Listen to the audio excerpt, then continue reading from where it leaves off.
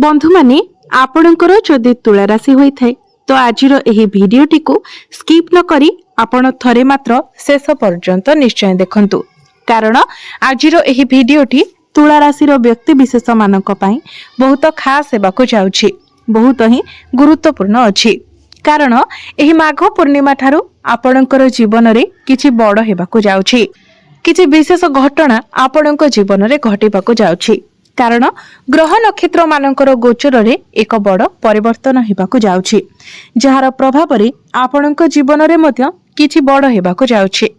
तो बंधु माने एही माघ पूर्णिमा परे आपणक जीवन रे केउ सब क्षेत्र रे परिवर्तन आसीबाकु जाउछि, केउ सब क्षेत्र रे आपणकु सफलता मिलिबाकु जाउछि एवं केउ सब क्षेत्र रे आपणकु प्रतिकारर आवश्यकता रहुछि, से विषय रे जानिबा पई आपण माने भिडियोटी को स्किप न करी शेष पर्यंत निश्चय देखंतु एवं भिडियोटी को लाइक करी चैनल टी को सब्सक्राइब करि दियंतु।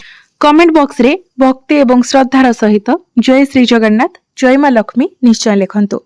तो बंधु माने आसंतु आरंभ करिबा आजिर एही कार्यक्रम को, जहां आपणकर जन्म राशि तथा चंद्र राशि उपरे आधारित अटे। तो राशि चक्रर 12 गोटी राशि मध्यरु सप्तम राशि हेउची तुला राशि एवं तुला राशि राशिधिपति हेउछन्ति शुक्र। तो बंधु माने शुक्र आपणकर चतुर्थ भावरे गोचर करुथिले, किंतु एही माघ पूर्णिमा परे परे 6 फेब्रुआरी को शुक्र आपणकर पंचम भाव को गोचर करिवे। तो पंचम भावरे मध्य शुक्रंकर स्थिति बहुत भल रहुछि।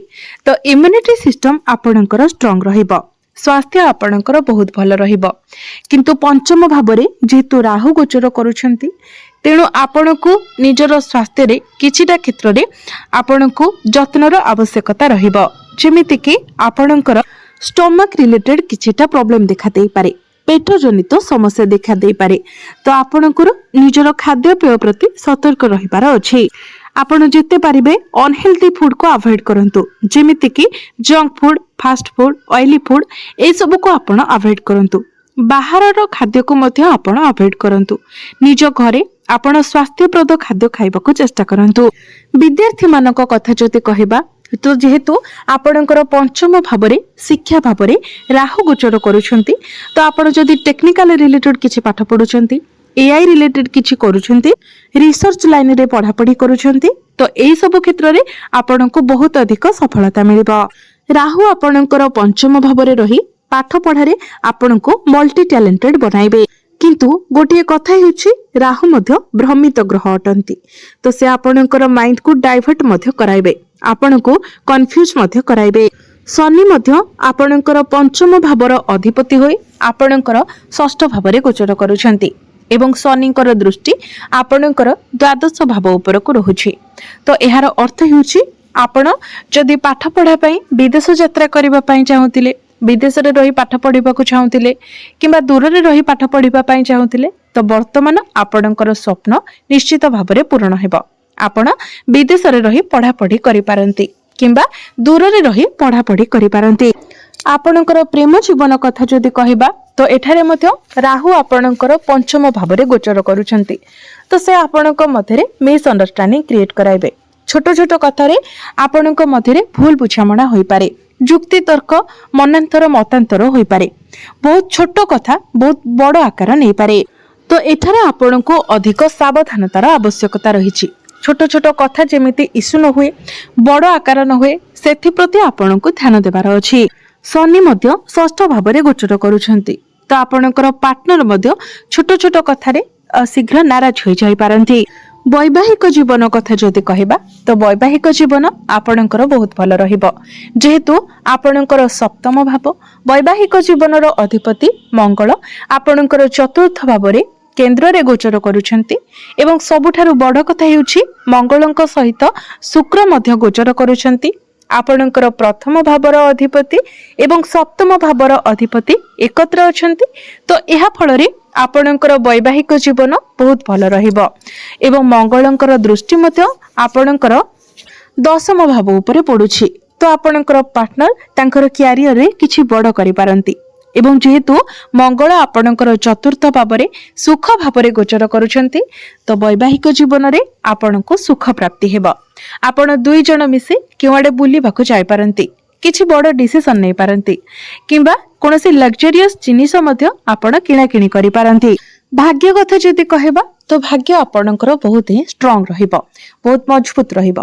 प्रत्येक क्षेत्र रे आपणको आपणक भाग्यर साथ मिलिबो, जेहेतु आपणक भाग्य भावर अधिपति बुध चतुर्थ भावरे गोचर करूछंती एवं माघ पूर्णिमा परे परे आपणकर पंचम भाव को आसी जिबे एवं आपणकर एकादश भाव लाभ स्थान को देखिबे। तो एहार अर्थ हेउछि भाग्य रे आपणको लाभ प्राप्ति हेबो। आपण अल्प परिश्रम रे अधिक सफलता लाभ करि पारिबे। आपणको जेउ बे कार्य रे हाथ देबे सेतिरे आपणको सफलता मिलिबो। जो कार्य आपणकर अटकी रहितिला सही कार्य मध्य आपणकर आगो को बढ़िबो।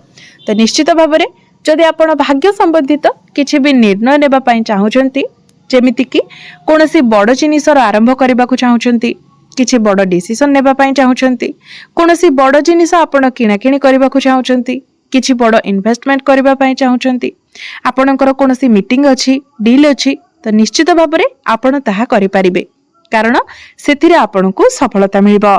Share market, stock market, trading ए सब रे जदि आपण किछि इन्वेस्टमेंट करूछंती तो आपणको बहुत अधिक शुभ फल प्राप्ति हेबो, आपणको प्रॉफिट मिलिबो। तेबे बुध जेहेतु राहु को सहित रहिबे आपण टिके कंफ्यूज होई पारंती, तेनु आपण चेष्टा करंतु अन्य काहार कथारे पड़ी किछि भूल डिसिजन न नेबा पई। आपणको जहा ठीक लागुछि आपण भाबी चिंती सेथिरे ही आपण आगो को बढ़ंतु।